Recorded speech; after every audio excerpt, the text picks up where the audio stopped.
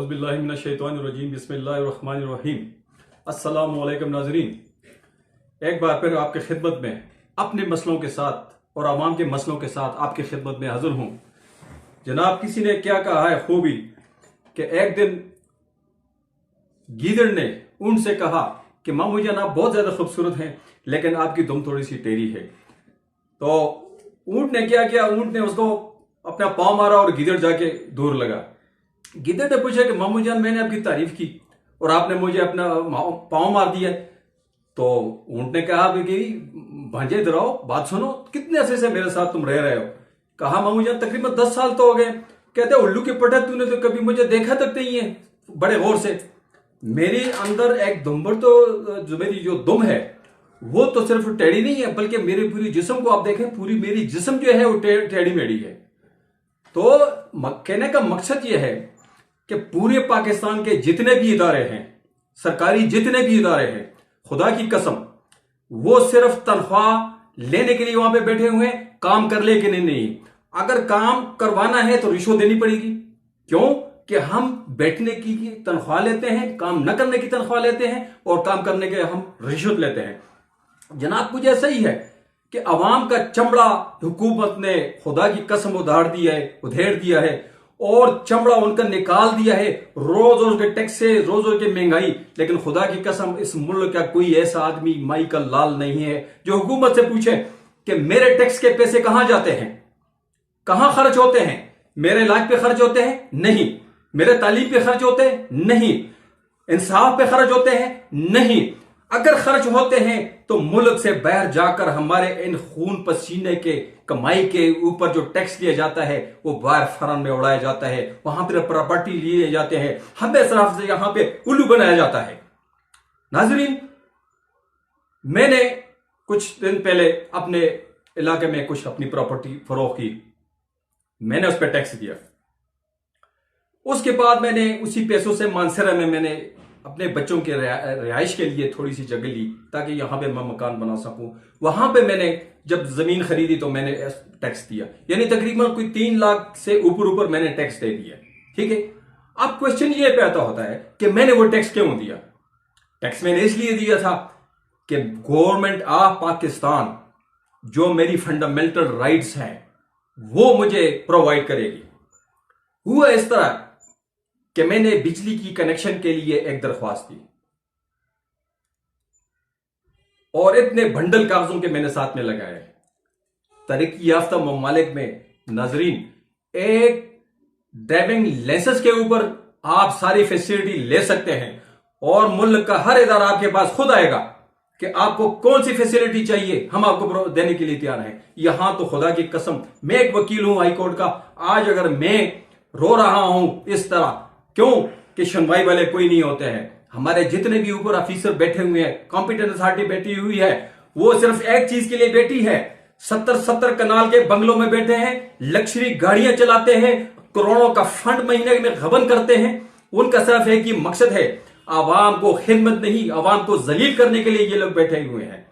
अब क्वेश्चन ये है, मैंने बिजली के लिए अप्लाई की, अब मुझे कहते हैं जी कि जहां पे आप बिजली के कनेक्शन लेना चाहते वहां पे खंबा नहीं है। आप इस तरह करें कि हम आपको एस्टीमेट बनाते हैं, आप खंभों के पैसे और ट्रांसफार्मर के पैसे जमा करवा दें। अब मेरा काम था, स्टेट को मैंने टैक्स दिया। मैं अगर पहाड़ी के चोटी पे भी रह रहा हूं, जो मेरे फंडामेंटल राइट्स हैं वो मुझे प्रोवाइड करना जिस स्टेट का काम है। मुझे क्या जरूरत है कि मैं किसी एमएनए के पीछे फिरूं या एमपीए के पीछे फिरूं कि जनाब मुझे अपने फंड से पैसे दे दे, मैंने बिजली लगवानी है। क्यों? एमएनए और एमपीए का मकसद क्या है? उसका काम सिर्फ लेजिस्लेशन है। काश के मुल्क के 22 करोड़ आवाम इस चीज को समझें कि एमएनए एमपीए का काम यही नहीं कि वो आपके घर के सामने खंबा लगा ले, आपके घर के सामने एक बोरी सीमेंट डाल दें। मैं ऐसे आवाम को कतई भी अप्रिशिएट नहीं करता। ये डेड कॉन्शियस लोग हैं, ये अपने राइट्स को समझते ही नहीं है। अब ये स्टेट का काम है कि मुझे वहां खंबे भी लगाए, मुझे ट्रांसफार्मर भी लगाए। मुझे क्या जरूरत है कि मैं इन लोगों के पीछे फिरूं? मुझे इंतहाई अफसोस हुआ है अगर इमरान खान तक ये वीडियो पहुंचती है और चेयरमैन बाबर तक ये पहुंचती है, chief justice Peshawar supreme court of Pakistan तक पहुंचती है, इसके अलावा भी कोई हाईएस्ट तक ये मेरी बात पहुंचती है, तो खुदारा अपने डेड कॉन्शियस को आप जिंदा कर दें और आवाम की खिदमत करें। और ये जो इदारे जो आप लोगों ने आवाम को लूट मार के लिए बनाए हुए हैं, इनको ठीक कर दें। अगर ठीक नहीं कर सकते तो छोड़ दें हुकूमत। मैं आर्मी के जनरल चीफ साहब से भी गुजारिश करूंगा कि खुदारा गरीबों का सहारा बने। जो जुल्म इस मुल्क के अंदर हो रहा है, खुदा की कसम दुनिया की किसी कंट्री में नहीं होता, इसमें है। अब पहले भी कुछ ना कुछ चलो जो आटे में नमक के बराबर कुछ ना कुछ थी, लेकिन इमरान खान की हुकूमत ने खुदा की कसम वो भी खत्म कर दी। हर इदारे के अंदर फिरौन बैठा हुआ है, जिस कुर्सी पे बैठा है फिरौन है, वो लोगों को अंदर जाने नहीं देता। बाद एक साहब पूछते हैं, क्लर्क साहब पूछते हैं क्या काम है, साहब नहीं है, साहब मीटिंग में है, साहब उधर गए, साहब उधर गए हैं। ठीक है, अगर साहब से मिल भी लिए खुदा न खास्ता, आपकी दरखास्त पर उसको चंद वर्डिंग आते हैं, वो जो लिख देते हैं कि जनाब ने डायरेक्शन इंक्वायरी करके लिया है, ठीक है जी, और डू द नीडफुल, उसके बाद खत्म। फिर वही जो साइल होता है, एग्रीव्ड पर्सन होता है, वो आता जाता तंग हो जाता है, आखिर उस काम को छोड़ ही देता है। आखिर मैं बजरिया अदालत भी अपना जो मेरा हक है वो मैं ले सकता हूं, लेकिन मैं अदालत के पास क्यों जाऊं? क्या स्टेट मेरी फंडामेंटल राइट्स देने की जिम्मेदार नहीं है क्या? अगर है ऐसा तो मैं ऐसे हुकूमत को बिल्कुल नहीं मानता। ये बिल्कुल फेल हुकूमत है। जो भी खुदारा इदारों को ठीक कर दें। हजरत उमर रज़ियल्लाहु अन्हु हो रात के अंधेरों में, दिन के रोशनियों में अपना बेस बदल कर लोगों के मसाइल देखने जाया करते थे।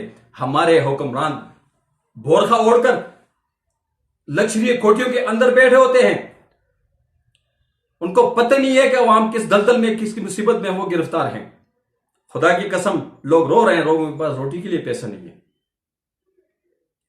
और हमारे हुक्मरान, हमारे ऑफिसर्स खर्चे से उनको फुर्सत नहीं मिलती। Day and night they are busy in carnivals on our taxes पैसे टैक्सेस। मैं हाईअप से गुजारिश करता हूं और खुसूसन इमरान खान से कि क़यामत के दिन आप 22 करोड़ के अवाम के लिए जवाबदेह हैं। तुम में से, अल्लाह के नबी सल्लल्लाहु अलैहि वसल्लम ने फरमाया है कि तुम में से हर एक शख्स निगाहबान है, हर एक से उसके बारे में पूछा जाएगा। रियासत मदीना का मकसद कतन ये नहीं है।